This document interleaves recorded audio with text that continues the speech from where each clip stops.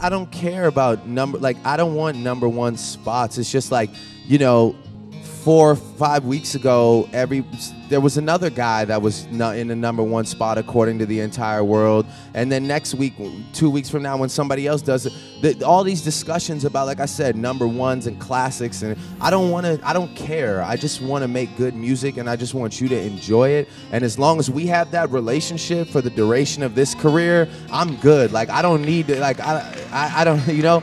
And maybe that's why people say I'm there, because I disconnect from it. You know, my uncle always told me something early in my life, which stuck with me, which is that while you're on the journey, you have to disconnect from the end goal.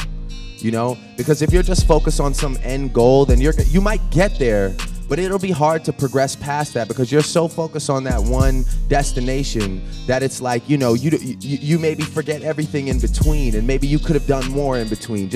He always told me, like, just be here right now, live right now, and do the best you can right now. Don't worry about what that end goal is. It's great to have goals, it's great to have dreams, but it's just like you get too attached to it, and sometimes it could be a self-destructive thing. So, I mean, I just kind of try and progress as much as I can, like right now. I made a commitment very early on to just be myself, you know, and what really bothers me the most is the fact that, you know, sometimes I feel like I don't get enough credit, or I'm not making a big enough impact because I'm not enough of a loose cannon, you know, in situations like this where we're doing a one-on-one interview, or, you know, that people just want me to go off more and lose my composure, and then that way, you know, I guess maybe I would be like, cooler, make more headlines or be more iconic, but that's not me, you know. I'm a naturally poised individual.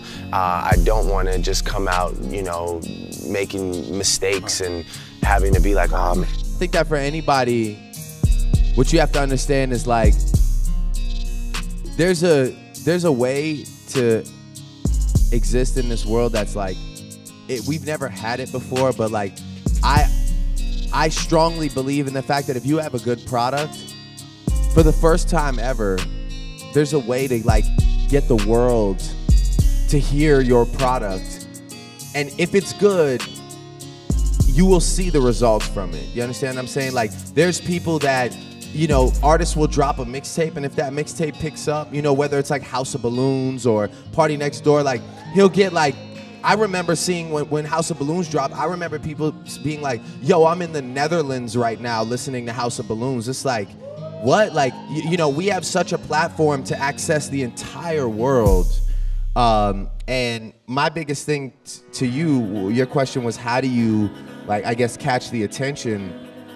It's just about finding your own moment, you know, and having the music be great, as cliche as that sounds, but it's just like, man, you know, there's not a lot of great music to choose from, so when somebody is great, the world will let you know, trust me. It doesn't take me, it doesn't take this guy, the world will let you know. All you have to do is put it out there, and there are people who scour the internet every day looking for the next big thing, and I promise you, if that product that you have is potent enough, you will be the next big thing. And I feel like that's it, you know? Well, what does money mean to you? Well, I think less than the dollar value, it's just more about the idea of growth and business mindset too. You know, 25 million at the time seemed crazy to me, but when you start becoming a headlining touring act and, you know, brands want to get involved with you and you can go do private events and whatnot, it's, you know, you're capable of making it. And now I want to, you know, for sure, obviously keep touring, keep making music, but now I see that there's other ways, you know, as far as like, you know, this global ambassador thing, as far as maybe starting, I want to invent something. I want to start a company. I want to do something that has maybe nothing to do with music. Well, why do you care so much about success? Have you figured that out? I'm just addicted to it. Why? I think that I've sacrificed so much for it already and dedicated so much of my time that I have to push it as far as I possibly can, because I've given up a lot of years as far as maybe like nurturing like personal relationships go, and you know, trying to build things like a family or a relationship or I don't do any of that. I just kind of work. So with that being said. And how do you feel about that? I'm okay with that now. At this point in my life, I'm okay with that. I think it's a great age to be doing that. You know, I think maybe in 10 years, if I'm still in that mindset, I might have to like come sit back down with you and be like, yeah, we gotta have it. This is a different conversation tonight.